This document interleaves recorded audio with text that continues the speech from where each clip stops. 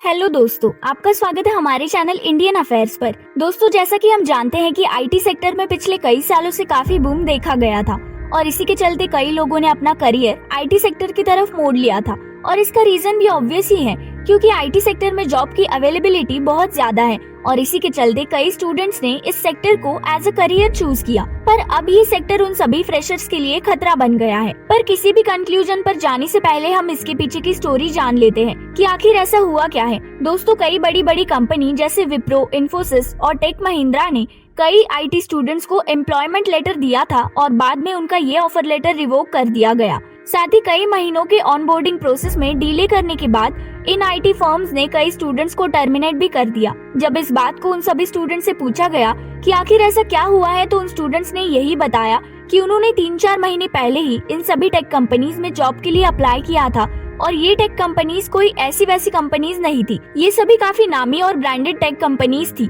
वहीं इंटरव्यू के राउंड के बाद उन्हें ऑफर लेटर दिया गया था, पर ऑनबोर्डिंग प्रोसेस में काफी डिले होता रहा और इस डिले के बाद स्टूडेंट्स को अब उनके एम्प्लॉयमेंट लेटर्स को रिवोक करने के और दूसरे लेटर्स मिल गए जिसमें ये लिखा था कि उनके ऑफर लेटर को इसीलिए रिजेक्ट कर दिया है क्योंकि वो एलिजिबिलिटी क्राइटेरिया और कंपनी के गाइडलाइंस में फिट नहीं हो रहे हैं। पर अगर हम इस बात को आईटी सेक्टर में आए स्लो डाउन से रिलेट करें तो इसका रीजन ये दिखता है कि अब आईटी कंपनीज ग्लोबल मार्केट में स्लो डाउन फेस कर रही है और इन्हीं रूमर्स के चलते स्टार्टअप्स को इजी मनी मिल पाना बहुत मुश्किल हो गया है। यानी पहले आईटी स्टार्टअप्स को बहुत ही इजीली फंडिंग मिल जाती थी, पर जब से आईटी सेक्टर में स्लो डाउन और स्लो ग्रोथ देखने को मिल रही है, इन सभी आईटी सेक्टर में मनी का सप्लाई काफी कम हो गया है। वहीं इसी के चलते इस आईटी इंडस्ट्री में इंटरेस्ट रेट काफी बढ़ गए हैं और ये केवल इंडिया ही नहीं, पूरे ग्लोबल मार्केट की बात है। इस वजह से सभी आईटी बिजनेसेस पर काफी ज्यादा प्रभाव भी पड़ा है और स्टूडेंट्स के लेटर के रिवोकेशन की बात को हम ग्लोबल आईटी सेक्टर के स्लो डाउन से ही रिलेट कर सकते हैं, जिसमें अब आईटी कंपनीज किसी भी न्यू एम्प्लॉय को ट्रेन करने के लिए और ज्यादा खर्चा नहीं करना चाहती है।